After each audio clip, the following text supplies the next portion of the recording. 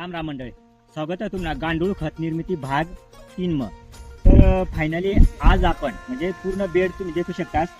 या बेड टाकीसनी जवळपास 8 ते 10 दिवस होई जायला त्यावर आपण पाणी शितळी राहिला आणि फायनली 11 ते 12 दिवस मग आपण गांडूळ सोडी राहणार आणि पूर्ण आपण गांडूळ सोडा पहिलं ना पूजा वगैरे करी लिहिलं म्हणजे नारळ वगैरे फोडी दिलं आपण. फायनली आता आपला दादू गांडूळ सोडी राहील. कोणती पद्धतीने सोडी राहणार त्या तुम्ही देखा. झुंजार होनी ललकार आसमानाला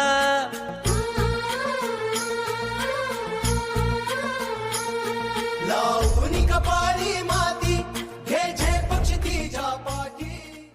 या जे गांडूळ ना आपण सोडात का आपण दर दिवस याळमत 3 टाइम पाणी शितळाना थोडा 2 टाइम शितळा तरी हरकत नाही, पण 3 टाइम शितळाना म्हणजे आपला ज्या बेड आता दिवसेंदिवस उन्हाळा म्हणजे ऊन वाढत जाणार ते, त्यामुळे मग ना थंडावा राहायला पाहिजे, बेड वाळायला नको.